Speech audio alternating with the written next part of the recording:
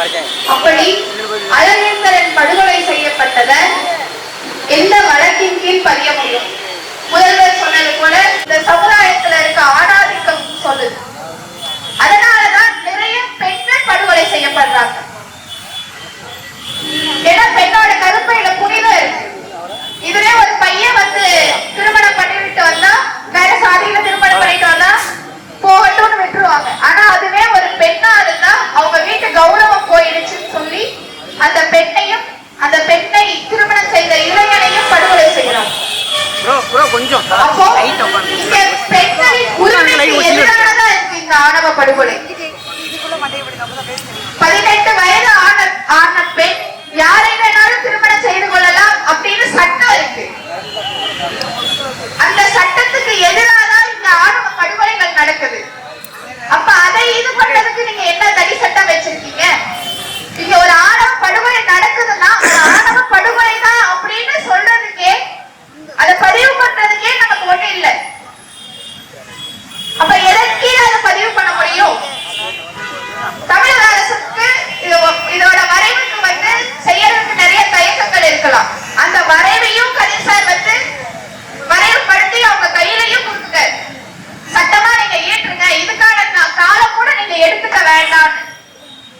அதை கூட செய்ய மறுக்கிறதுக்கு உங்களுக்கு எது தடுக்குது? ஏன்னா இளைஞர்கள் தான் இந்த சமுதாயத்தின் அடுத்த கட்டம்னு சொல்றீங்க.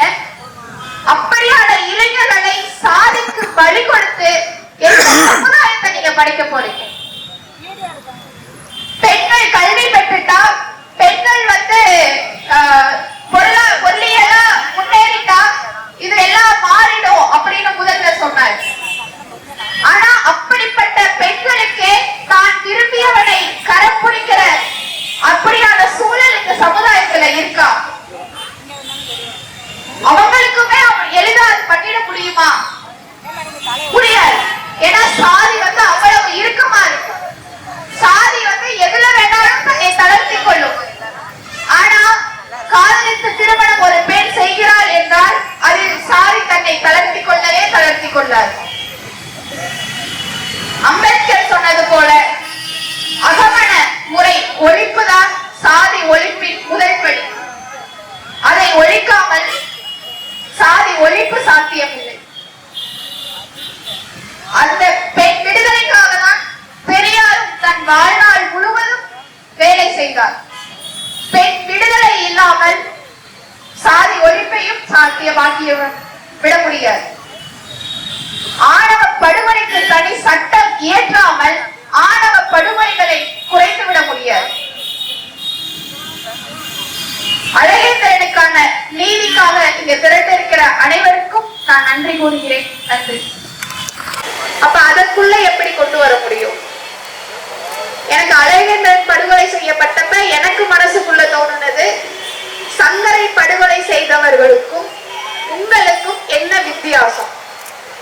அவனையும் சாதிய காரணம் சொல்லிதான் படுகொலை செஞ்சாங்க, நீங்களும் அதே சாதியை சொல்லிதான் படுகொலை செய்யறீங்க. அப்ப அவனுக்கு நீங்க நியாயம் கேட்டீங்கன்னா அழகேந்திரனை என்ன கேட்கறது? அதை கேட்கறதுக்கு உங்களுக்கு என்ன இது இருக்கு? அப்ப உங்களுக்கு அவங்களுக்கு என்ன வித்தியாசம் இருக்கு அப்படின்ற ஒரு கேள்விதான் எனக்குள்ள இருந்தது. அவ்வளவு எளிதா அழகேந்திரன் படுகொலைய கடந்து போயிட முடியாது. ஏன்னா இந்த தமிழ் சமூகம் அவ்வளவு அமைதி காக்கும்.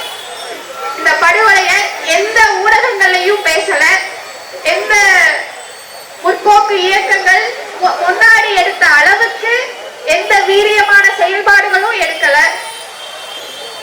ஏன்னா எங்களோட இன்சிடென்ட் நடந்தப்போ அவ்வளவு ஒரு பெரிய வீரியம் இருந்தது சமூகத்துல. அதனோட தொடர்ச்சியால நான் இங்க களத்துல நிக்கிறேன். அப்படியான ஒரு போக்கு தமிழ்நாட்டுல இப்ப குறைஞ்சிருச்சு அப்படிங்கிறத எல்லாரும் ஒத்துக்கொண்டுதான் ஆகவே.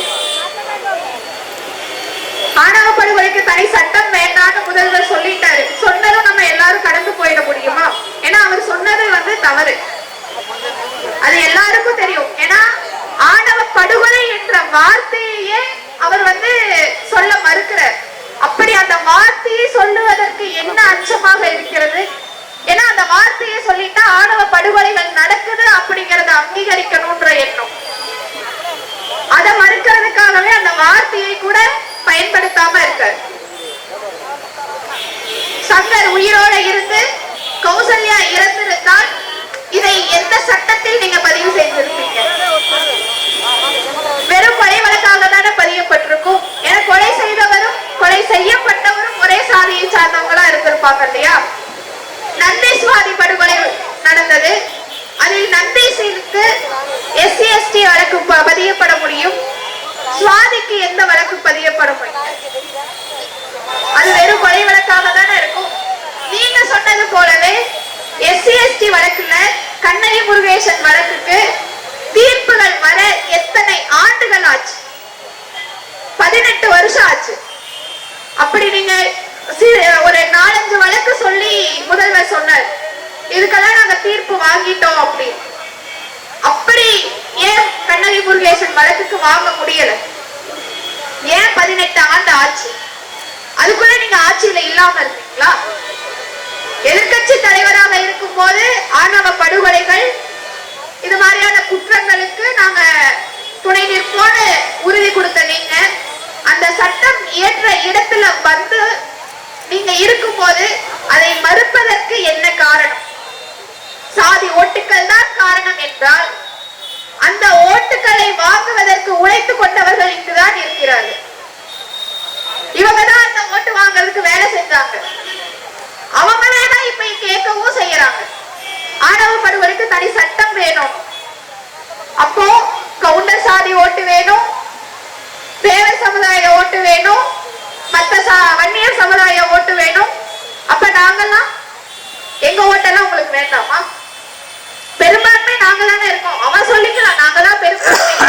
ஆனா உங்களுக்கு விழுகிற ஓட்டெல்லாம் யாரோட ஓட்டா இருக்கு? எங்க மக்களோட ஓட்டாதான் இருக்கு. அப்ப நீங்க எங்களுக்கு